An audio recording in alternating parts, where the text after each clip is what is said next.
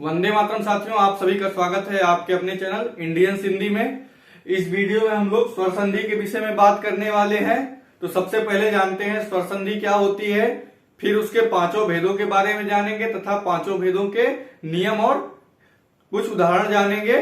इसके बाद वाली वीडियोस में हम लोग पांचों भागों को अलग अलग पढ़ेंगे तथा उसका अभ्यास भी करेंगे। इसमें केवल कुछ उदाहरण जानेंगे इन पांचों के और पांचों का नियम जानेंगे। सबसे पहले जानते हैं स्वर संधि क्या होती है। स्वर संधि जब स्वर और स्वर का मेल होता है। संधि में आपको हमने इससे पहले बताया है कि संधि में दो पद होते हैं। संधि में दो पद होते हैं, दोनों का योग ही संधि कहलाता है। या जुड़ना या जुड़ाव या सम क्या संधि कहलाता है। तो स्वर संधि में दो पद में पहले के अंतिम और शुरू के या दूसरे का पहला पद और पहले का अंतिम पद जब स्वर हो तो स्वर संधि होती। क्या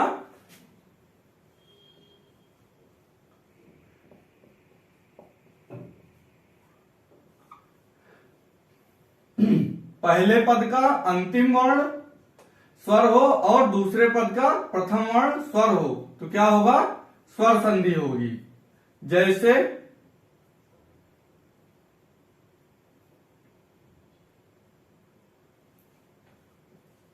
कपि धन इंद्र बराबर कपींद्र। देखिए इसमें ई है कपि, लास्ट में क्या है, इसमें ई है और इधर भी ई है। दोनों स्वर हैं तो क्या हो गया, ये स्वर संधि के अंतर्गत आएगा। क्या हो गया, यह स्वर। जब स्वर से स्वर का मेल हो तो क्या होता है, स्वर संधि। क्या स्वर से स्वर का मेल, स्वर संधि। स्वर संधि के कितने भाग हैं, स्वर संधि के 5 भाग हैं। कौन कौन से, दीर्घ स्वर संधि, गुण स्वर संधि, स्वर संधि, वृद्धि स्वर संधि, जड़ स्वर संधि और अयादि स्वर संधि। अब इन पांचों के बारे में जानते हैं। सबसे पहले दीर्घ के बारे में जानते हैं। तो दीर्घ क्या होती है। दीर्घ देखिए जब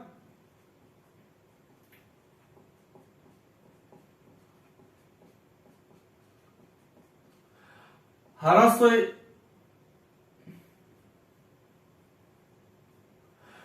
या दीर्घ आ के साथ ह्रस्व या दीर्घ आ जुड़ता है तो इसका क्या हो जाता है, दीर्घ आ बन जाएगा। क्या दीर्घ, जैसे कि दीर्घ यहां समझ में ही आ रहा, आपको बताया ही गया है कि क्या है, यह दीर्घ संधि है। नाम से ही प्रतीत हो रहा है क्या, बढ़ना या बड़ा होना। तो जब लघु या ह्रस्व आ और आ या लघु या ह्रस्व आ या आ दोनों जुड़ते हैं तो क्या आ हो जाता है। उसी प्रकार ई में होता है ह्रस्व या दीर्घ ई, जब ह्रस्व या दीर्घ ई के साथ जुड़ती है तो क्या दीर्घ ई हो जाता है। क्या दीर्घ ई हो जाता है। उदाहरण इसका देखेंगे।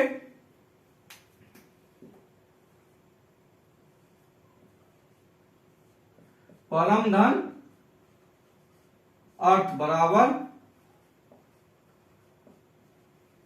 परमार्थ। देखो परम, परम में लास्ट में आ है, प्रत्येक वर्ण में, प्रत्येक व्यंजन वर्ण में अंतिम में क्या रहता है, आ रहता है। यदि इसको मां कैसे बना है, तब ये मां बनता है। मां और आ की संधि होती तब मां बनता है। इसमें आ है, फिर ये आ है, दोनों ह्रस्व आ है। ह्रस्व आ का यहां क्या हो गया, ये दीर्घ आ हो गया। तो कौन सी संधि हो गई, इसमें दीर्घ संधि हो गई। ठीक, फिर ई का एक उदाहरण देखिए। कपि धन इंद्र बराबर कपींद्र। देखिए ई यहां है, अंतिम में ई है, यहां ई है, दोनों क्या हो गई, दीर्घ ई हो गई। तो क्या दीर्घ स्वर संधि इसमें दोनों में हो गई। या इतना क्या हो गया, दीर्घ स्वर संधि हो गया। अब इससे बाद वाली वीडियो में हम लोग सबसे पहले क्या जानेंगे, दीर्घ स्वर संधि का बृहद अध्ययन करेंगे। इसका बहुत सारे उदाहरण करेंगे तथा अभ्यास करेंगे। क्योंकि करत करत अभ्यास जड़मति होत सुजान, रसरी आवत जाते सिल पर पड़त निशान। तो क्या है, जितना ज्यादा हम लोग अभ्यास करेंगे उतना ज्यादा संधि अच्छे से आएगी। तो सबसे पहले अभ्यास करना है, अधिक से अधिक संधि का अभ्यास करना है। व्याकरण अभ्यास की विषय वस्तु है, भाषा अभ्यास की विषय वस्तु है। जितना इसका अभ्यास करेंगे उतना अच्छी आएगी। ठीक, तो अब हम लोग किसके बारे में जानते हैं, ये क्या हो गई, दीर्घ संधि हो गई। अब हम लोग गुण के बारे में जानते हैं, किसके बारे में, गुण संधि के बारे में। तो गुण में क्या है, सबसे पहला इसका क्या है, आ या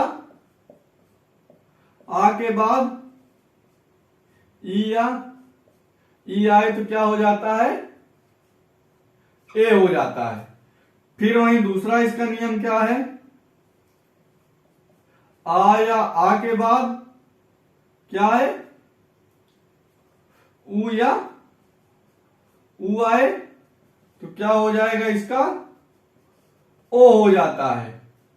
ये क्या है, गुण संधि की परिभाषा क्या बनेगी, जिस संधि में या जिन दो शब्दों के मेल के समय प्रथम पद में आ या आ के साथ द्वितीय पद में ई या ई शुरुआत में आए तो क्या हो जाएगा, उसका ए हो जाएगा। वहीं आ या आ के साथ ऊ या ऊ आए तो ओ हो जाएगा। तो कौन सी संधि हो जाएगी, गुण स्वर संधि।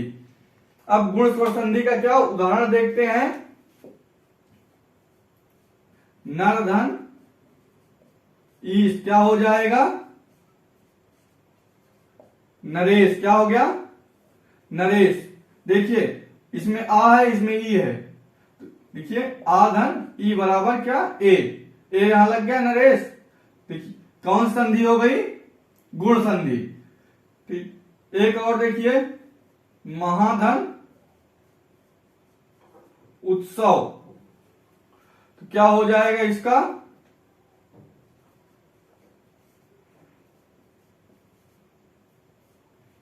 क्या हो गया, महोत्सव। देखिए यहां आ धन ऊ बराबर क्या, ओ, ये देखिए आ धन ऊ बराबर ओ, ये कौन संधि हो गई, ये गुण संधि हो गई। ठीक, अब हम लोग कौन सी संधि जानेंगे, वृद्धि संधि। किसके बारे में जानेंगे,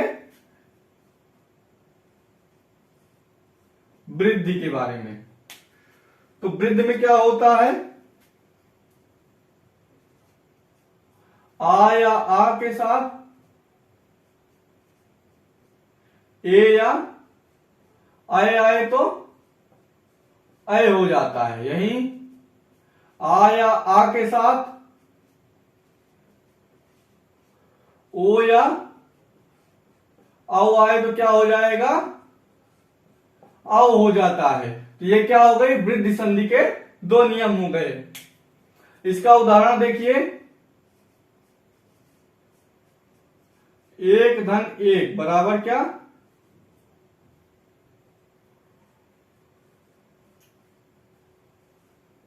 एक एक, क्या हो गया, एक एक ए क्या, इसमें आ है, इसमें ए है, तो क्या आ धन ए बराबर क्या, आए। ये कौन संधि हो गई, वृद्धि संधि हो गई। इसका दूसरा उदाहरण देखिए,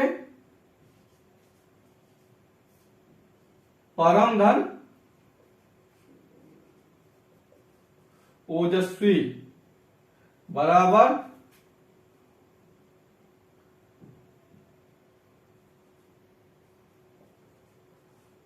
परमोजस्वी, क्या, परमोजस्वी। तो देखिए ओ है यहां लास्ट में, आ भी आपको बताए थे ना, प्रत्येक व्यंजन वर्ण के अंत में क्या होता है, आ होता है। यदि हलंत में नहीं है तो उसमें आ या वह स्वर ही माना जाता है किसी भी शब्द के अंत में। ठीक, इस परम में क्या, अंत में आ का उच्चारण है, शुरुआत में दूसरे पद में क्या ओ है तो क्या हो जाएगा, यहाँ औ हो जाएगा। देखिए यहाँ क्या है, आ धन ओ बराबर औ। ये कौन संधि हो गई, ये वृद्धि स्वर संधि हो गई। अब हम लोग जानेंगे कौन सी, यण संधि के बारे में। क्या जानेंगे, यण संधि के बारे में। तो यण संधि में क्या आता है, जब ई उ री के बाद असमान स्वर आए, क्या,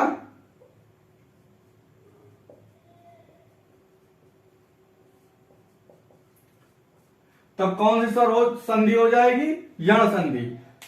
इसमें क्या होगा, ई के स्थान पे या उ के स्थान पे वा,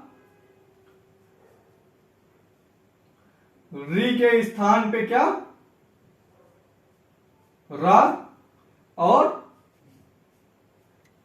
री के स्थान पे ला,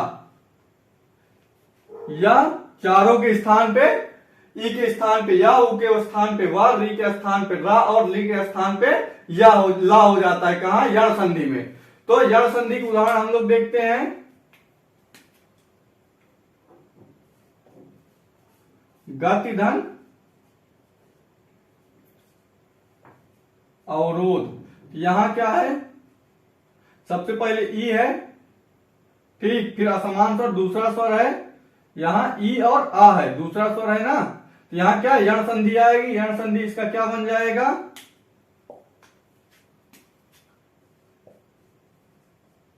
गत्यारोध। देखिए यहां ई धन आ का क्या या हो गया, ठीक, गत्यारोध। यहां ई का क्या है? या है ना। प्रथम पद में ई उ री या री आए और दूसरे में असमान स्वर या दूसरा कोई स्वर रहे तो क्या ई का या, ऊ का वा, री का रा, री का ला हो जाता है। तो यहां ये है।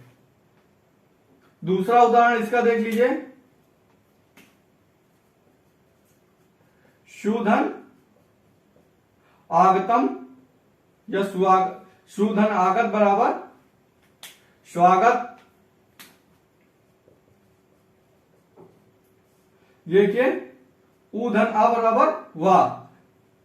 ऊ का क्या हो जाता है? वाह हो जाता है। यहां देखिए ऊ का वाह, तो यहां ऊ धन आ बराबर वाह। पहला ऊ है, दूसरा असमान स्वर है। तो ये कौन सी यण संधि हो गई। अब बचती कौन सी है? अयादि संधि।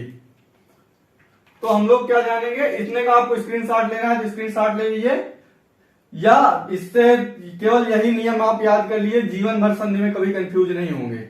इतना नियम आपको देखना है। तो अब किस संधि की बात करेंगे हम लोग? अयादि संधि की।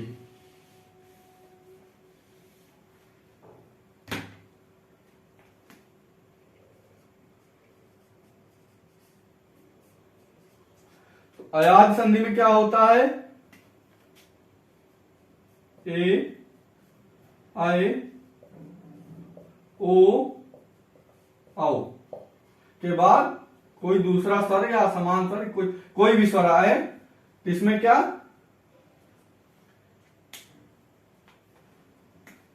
ए का आए, आए का आय,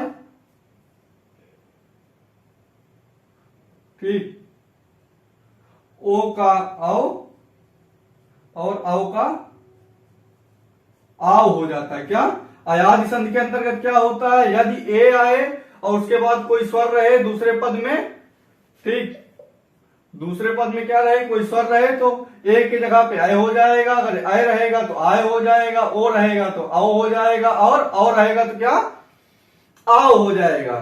तो इसका उदाहरण हम लोग देखते हैं। अयादि संधि का क्या? चे धन आन बराबर क्या चयन। यहां ए धन आ है ना, ए है या, तो क्या हो गया चयन, आय हो गया ना। देखिए चे का ए गया, इसका ए गायब हो गया, इसका चा का ए गायब हो गया ना। यहां देखिए आ गया, और इस आ का क्या दूसरा स्वर है यहां, तो इसका क्या आय, तो क्या हो गया यहां चयन। देखिए या चयन, आय आ गया ना। यहां चा कैसे बनता है? चा धन आ बनता है, इसमें आ है निहित है, तो क्या चयन हो गया। अब इसका दूसरा उदाहरण देखिए।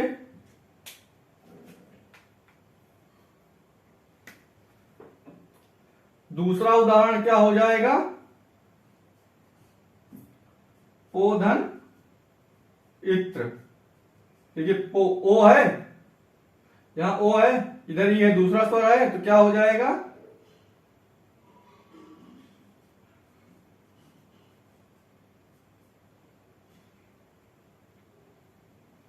पवित्र। ओ धन इत्र बराबर पवित्र, ठीक। ओ का क्या आओ, देखिए पा में आ आया और इसमें वा आ गया ना, यहां वा कहीं नहीं था ना, पवित्र। देखिए यहां ओ का क्या आया आ और वाह, ओ और ई मिलके क्या यहाँ वाह बन गया, ई बन गया ना वी।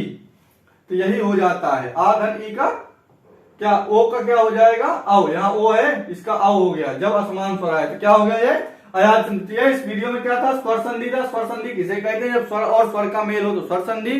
फिर उसके बाद कौन संधि, दीर्घ संधि, आ या आ के साथ, या कहिए कि जो भी वर्ण समान वर्ण रहे दोनों पद में उसका दीर्घ होगा या बड़ा वर्ण होगा, या कहिए कि दीर्घ वर्ण होगा। फिर गुण संधि, इसमें आ ई मिलता है ए हो जाता है, आ उ मिलता है तो ओ हो जाता है। फिर कौन सी वृद्धि संधि है, इसमें आ के साथ ए आई मिलता है तो ए हो जाता है, आ के साथ वो मिलता है तो आ हो जाता है। फिर यण संधि ई उ रीली की जगह क्या या वा रा हो जाता है। फिर अयाद में ए ऐ ओ की जगह क्रमशः ऐ आय अब और आओ हो जाता है, क्या ए आय औ और आओ। तो ये थी स्वर संधि। अब इसके बाद की वीडियो हम लोग इनको पांचों को अलग अलग जानेंगे और इनका अभ्यास करेंगे। तो साथियों इस वीडियो में इतना ही। अगली वीडियो हम लोग दीर्घ संधि को पढ़ने वाले हैं। तो आप लोग चैनल को सब्सक्राइब कर लिए तथा बेल आइकन को प्रेस कर लीजिए जिससे आपको आगे की वीडियो की नोटिफिकेशन मिलती रहे। धन्यवाद। जय हिंद। वंदे मातरम।